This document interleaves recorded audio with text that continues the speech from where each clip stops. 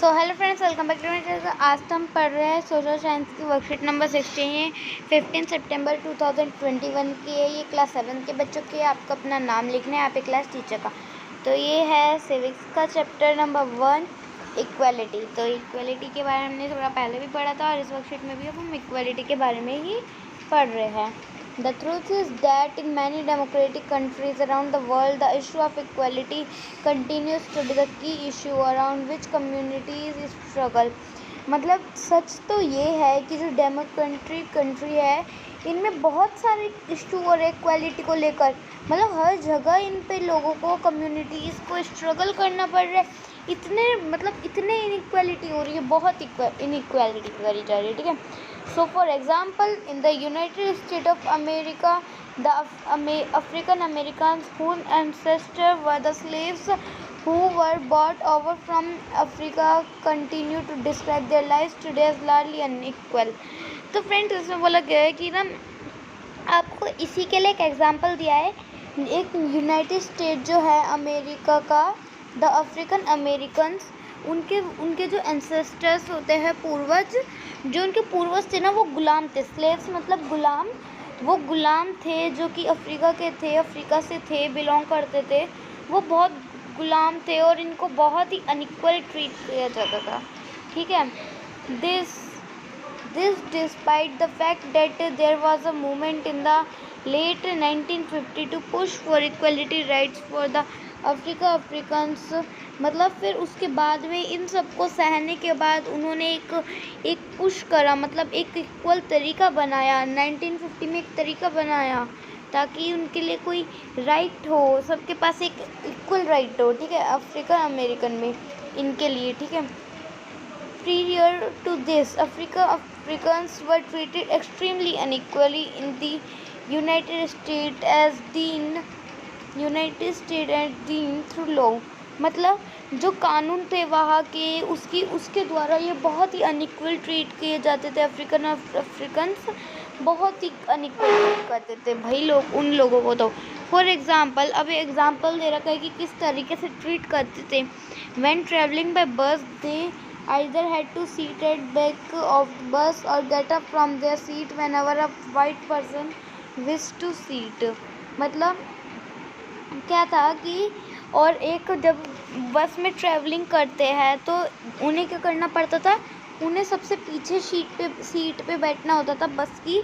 और क्या, अगर कोई वाइट पर्सन उनसे सीट मांगे तो उन्हें उठना पड़ेगा उनकी इच्छा के लिए। अब उसके आगे दे रखा है, रोज़ा park was a African American women. रोज़ा पार्क कहाँ से थी? अफ्रीकन और अमेरिकन। अब सोचो कि वो दोनों से कैसे हो सकती है। उसकी माँ थी अफ्रीकन से, उसके पापा अमेरिकन से, तो वो दोनों वुमेन हो गई। ठीक है। एक टाइप से वैसे ही। Tired from a long date work, वो बहुत सारा काम कर आई थी, वो बहुत थक चुकी थी एक पूरे दिन काम करने के बाद। She refuse to give up seat on bus to white man on 1 दिसंबर 1955। और उसने क्या करा, एक वाइट मैन फ्रेंड्स से बोल सकते जैसे कि पुअर इंसान। तो उसने क्या करा, उसने पुअर इंसान को मना कर दिया बस पे सीट देने से। वो भी किस दिन? 1 दिसंबर 1955 पे। ठीक है।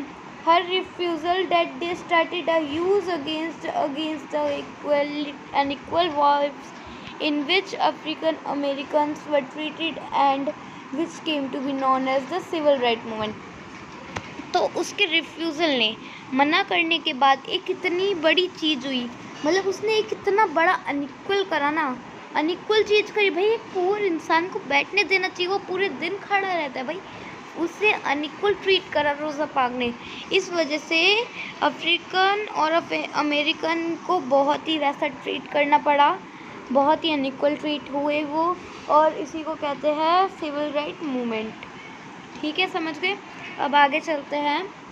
The civil right act of 1964 prohibited discrimination on the basis of race, religion और national organ.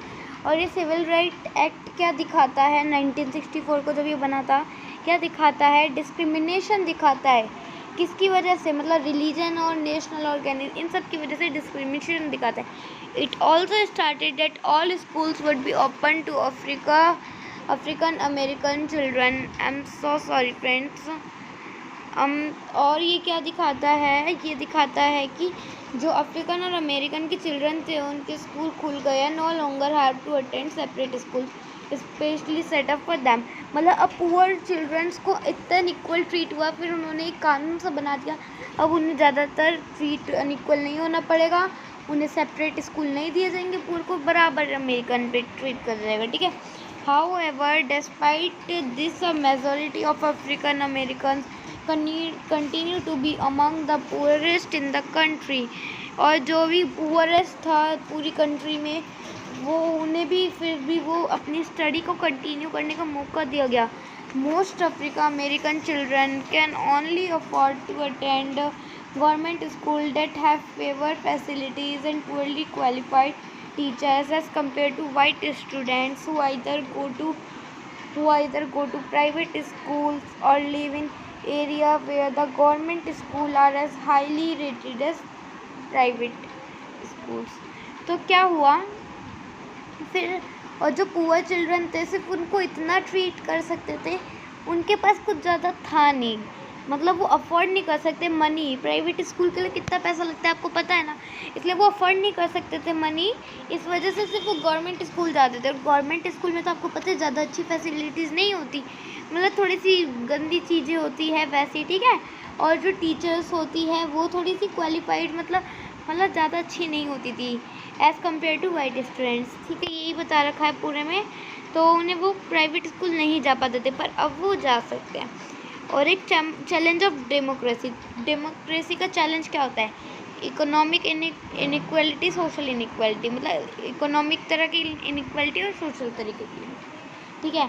Accept from article 15 of the Indian constitution, ये आर्टिकल 15 है पेजवा, वो भी इंडियन कॉन्स्टिट्यूशन का, ताकि डिस्क्रिमिनेशन ना हो। ये है हमारे इंडिया का कॉन्स्टिट्यूशन का आर्टिकल 15, ठीक है। तो क्या दे रखा है, prohibition of discrimination on ground on religion, race, caste, sex और प्लेस ऑफ बर्थ। मतलब अब कोई भी डिस्क्रिमिनेशन नहीं करेगा धरती पे, वो भी किससे रिलेटेड, रिलीजन, रेस, कास्ट, इन सबसे रिलेटेड कोई डिस्क्रिमिनेशन नहीं करेगा।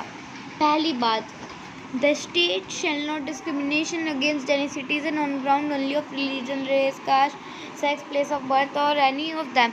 मतलब किसी भी स्टेट को नहीं करेगा वो, कि कोई भी स्टेट डिस्क्रिमिनेशन नहीं करेगा किसी भी सिटीजन को, किसी भी मतलब आदमी को या फिर किसी इंसान को नहीं करेगा, वो भी सिर्फ इन चीज़ों की वजह से, रिलीजन, कास्ट या फिर पुअर की वजह से, ठीक है।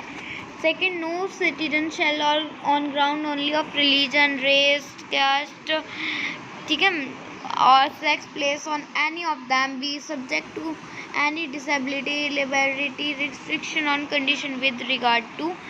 तो फ्रेंड इसमें बोला है कि जैसे कि वो जो होते थे उन्हें हर चीज़ का हक होगा, हर सिटीज़न को हक होगा सब कुछ करने का, और कोई भी उन्हें डिस्क्रिमिनेशन नहीं करेगा। जैसे कि पहला ए दे रखा है, access to shops, public restaurant, hotel and places of public तो उन्हें मतलब पब्लिक एंटरटेनमेंट की जो जगह होती है उन्हें वो हक है यूज़ करने का, ठीक है। और भी the use of wells, tanks, मतलब ये भी जो चीज़ें होती है ना, ये जो नहाने की घाटियाँ होती है, टैंक होता है, वेल होती है, कुआँ, ये सब वो यूज़ कर सकते हैं, क्योंकि ये सब चीज़ें पब्लिक है, ये सब उनकी मेन नहीं है अकेली, जो बस वस होती है उनकी पब्लिक है, ठीक है। तो ये सब कर सकते हैं use. Now answer the following question. अब हम क्वेश्चन के आंसर देंगे। Suggest some ways to establish inequality in a country. अब हमें कुछ वे सजेस्ट करने हैं ताकि हमारे इंडिया में वो ना हो, इनइक्वालिटी ना हो। तो हम ऐसे भी कर सकते हैं कि एवरी पर्सन, तो हम ऐसे कर सकते हैं, ये हमें खुद से सजेस्ट करना है, एवरी पर्सन, ठीक है, शुड बी परमिशन। मैं लिख रही हूँ फ्रेंड्स कि मतलब हर पर्सन को अनलिमिटेड होने की, मतलब टेक अनलिमिटेड नॉलेज, उनके पास वो है, इजाज़त है अनलिमिटेड नॉलेज लेने के लिए, अनलिमिटेड नॉलेज। ओके फ्रेंड्स, क्योंकि उन्हें कोई रोक नहीं सकता नॉलेज लेने के लिए। नॉलेज फ्रेंड्स सबको वैसे अनलिमिटेड ही होती है, तो कोई भी कितनी भी ले सकते हैं, ठीक है। सेकेंड है, how does Indian constitution ensure equality. मतलब इंडियन के कॉन्स्टिट्यूशन में इनइक्वालिटी से हटाने को कैसे दिखाया गया है। तो आप तो ऐसे भी लिख सकते हो यहाँ से, फ्रेंड देखो, अगर आप यहाँ से यहाँ तक लिखोगे बहुत ही बढ़िया रहेगा, पर अगर आपको ज़्यादा बड़ा लगे तो आप यहाँ से यहाँ तक भी लिख सकते हो, मतलब आधा कर सकते हो इसका इतना, ठीक है। ये पूरा बताना है आपको इंडियन क्वेश्चन। अब थर्ड है, why did the civil rights movement start in USA in 1964? क्यों सिविल राइट्स मूवमेंट शुरू हुई थी? फ्रेंड्स बताया था ना, रोज़ा पार्क ने मना कर दिया था, ठीक है। तो यहाँ से लिखोगे रोज़ा पार्क वाज अफ्रीकन, ठीक है। यहाँ से फिर आप पूरा यहाँ तक लिखोगे सिविल राइट मूवमेंट, ये फोर का आंसर रहेगा, इसलिए वो शुरू हुआ था। तो यही थी आज की हमारी वर्कशीट। कोविड अप्रोप्रिएट बिहेवियर से CAB की तरफ से मैसेज आया कोविड से बचने के लिए, अगर हम इस रूल को फॉलो करेंगे तो हम बच सकते हैं। Wash your hands with shop and water regularly, shop को कहते हैं साबुन। हमें अपने हाथ लगातार साबुन और पानी से धोने चाहिए अच्छे रूप से, जैसे ये धो रहे, ठीक है। अगर आपको मेरी मेहनत अच्छी लगी हो और मेरा समझाना, तो लाइक शेयर सब्सक्राइब करना ना भूलिएगा। Thanks for watching.